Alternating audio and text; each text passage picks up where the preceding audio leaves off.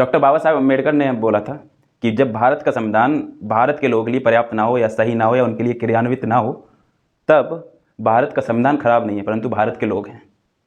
आप सभी को गणतंत्र दिवस की हार्दिक शुभकामनाएं। एंड इस वीडियो में मैं आपके साथ जो बात करने वाला हूँ ये नहीं कि संविधान क्यों 26 नवंबर को लागू नहीं हुआ था और 26 जनवरी क्यों हुआ, या मैं ये नहीं बोलने वाला कि संविधान कितने दिनों में बनकर तैयार हुआ, कैसे क्या उसकी प्रक्रिया थी। लेकिन इस वीडियो में जो मैं आपके साथ बात करने वाला हूँ वो है संविधान और भारत के लोग, संविधान और लोकतंत्र। एंड आजकल जब मैं देख रहा हूँ कि हम जब स्वतंत्र हुए तो हमारे पास लोकतंत्र था, ना कि राजा या फिर कोई ओलिगार्की जो मतलब लोगों का समूह है। प्रजा भारत की सरकार को चलाएगी, ये हमारे संविधान ने प्रस्ताव किया।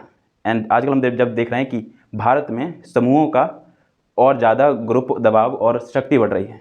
एंड हम सब देख रहे हैं कि इन जो भी सारे बड़े बड़े दल हैं, समूह हैं या फिर ऑर्गेनाइजेशन है, संगठन है, उन सब का जो उत्पत्ति है वो अच्छे कार्य के लिए हुई थी। उनका जो कारक था वो बढ़िया था, उनका जो उद्देश्य था वो बढ़िया था। वो चाहते थे कि भारत की तरक्की में हमारा जो समाज जो पीछे रह रहा है उसको आगे बढ़ा के ले चले। इस प्रकार विभिन्न तरह के आपने दलों के नाम सुने होंगे जो अपने समाज को आगे बढ़ाने के लिए संगठित हुए और भारत की राजनीति में भागीदार करना शुरू हो गए। लेकिन समस्या कहाँ उत्पन्न हो रही है कि हम जब स्वतंत्र हुए तो अधिकार प्रत्येक व्यक्ति को था, स्वतंत्रता व्यक्तिगत थी। एंड उस व्यक्तिगत को मिला करके हमने समूह में शक्ति डाली, हमने ऑर्गेनाइजेशन संगठन बनाया जिसके द्वारा हम राजनीति में और सक्रिय हो सकें। लेकिन आजकल जब हम लगभग 70-80 साल स्वतंत्रता के बिता चुके हैं तो आजकल हो रहा है कि हम राजनीति में भागीदारी नहीं हो रहे हैं। एंड हमारी राजनीति का जो अधिकार है ये अधिकार को समूहवाद या संगठनवाद ने ले लिया है। इस संगठनवाद पर हम निर्भर हैं। होना क्या चाहिए था उल्टा, कि व्यक्तिगत स्वतंत्रता का जो अधिकार आपके पास है आपने ये अधिकार समूह को दिया है एंड आप जब तक चाहते हैं तब तक ये अधिकार दें। लेकिन अब हो ये रहा है कि ये व्यक्ति का अधिकार अब इसने ले लिया है, इस संगठन ने ले लिया और इस संगठन का अधिकार अब ऐसा हो गया है कि आपके अधिकार के बिना भी ये संगठन चल रहा है। एंड दिक्कत यहाँ पे, एंड ये दिक्कत को अगर हम देखना चाहेंगे तो हम देखेंगे कि राज्य की उत्पत्ति कैसे। तो हमने हमेशा पाया कि राजा एंड और like monarchy, oligarchy and democracy, ये तीन प्रमुख राज्य की राजनीति के यंत्र हैं। ये इन तीनों रूप में राजनीति पाई जाती है।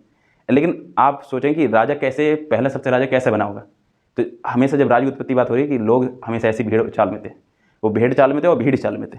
इन दोनों चालों में लोग आपस में आए, मिल करके उन्होंने अधिकार दिया कि एक व्यक्ति हमारी अगुवाई करेगा, तो राजा हो गया। जब राजा के शासन में अच्छा सब चीज़ चल रहा था, लेकिन कुछ समय के बाद राजा भी करप्ट हो गया, भ्रष्ट हो गया। तो उस राजा को हटाने के लिए लोगों ने कहा ऐसा है, अब हम राजा को हटा करके अब हम ऐसा करेंगे कि कुछ लोग होंगे, एक व्यक्ति नहीं परंतु व्यक्तियों का समूह मिला करके हमारी अगुवाई करेगा राजनीति के लिए। एंड उस समूह को ओलिगार्की इंग्लिश में कहते हैं, संगठनवाद या समूहवाद जो है वो हिंदी में हो जाएगा। लेकिन उसके बाद वहाँ पे भी करप्शन आ गया, वहाँ पे भ्रष्ट हो गया। देन हम फिर अंतिम जो राजनीति का स्वरूप देखते हैं वो है लोकतंत्र।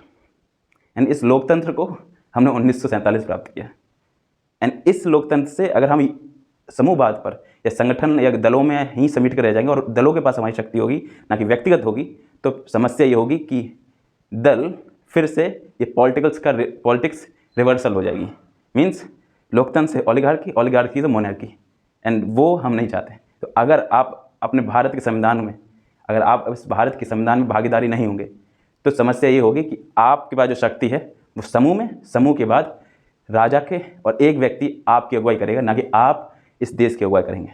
तो इसीलिए एरिस्टोटल जो एक राजनीति के विद्वान हैं, उन्होंने कहा है कि animal, so like every human being is a political animal, if he is not participate in this then he is a divine और गॉस्ट। लाइक हर एक व्यक्ति राजनीति में भागीदारी होगा ही होगा, हर एक व्यक्ति राजनीति में भागीदारी होगा, क्योंकि व्यक्ति राजनीतिक पशु है। अगर आप राजनीतिक भागीदारी नहीं हो रहे हैं तो इसका मतलब यह है कि आप या तो भगवान हैं या कि राक्षस हैं। तो आप जब अब 26 जनवरी के अवसर में हम जब उत्सव मना रहे हैं तो हमारी आपकी एक जिम्मेदारी है कि हमें अपने देश की राजनीति में भागीदार होना है। इसलिए नहीं कि हमें कुछ मिलता नहीं, इसलिए कि हम उसे कुछ देंगे जिससे कि हमें कुछ हानि ना हो। तो आप इस जब 26 जनवरी के उत्सव को मना रहे हैं तो अपने जीवन में सोच सकते हैं कि किस तरह से आप अपने देश की राजनीति में भागीदारी करेंगे कि आप अपने देश को आगे बढ़ा सकें, क्योंकि ये देश आपकी जिम्मेदारी है, इस देश को आगे बढ़ाने की जिम्मेदारी आपकी है। तो आप सोचिए कि आप और मैं कैसे करके एक समूह, संगठन जिसका अधिकार मेरे पास है एंड मेरा अधिकार कोई और दूसरा न छीने, और हम भारत के संविधान को, जैसे बाबा साहब अम्बेडकर ने बोला था कि संविधान हमारे लिए हमेशा पर्याप्त रहे क्योंकि हम खराब न हो जाएं। तो आपसे मेरा यही अनुरोध है कि आप इस देश के संविधान को आगे बढ़ाइए और पढ़िए, लिखिए एंड एंजॉय करिए।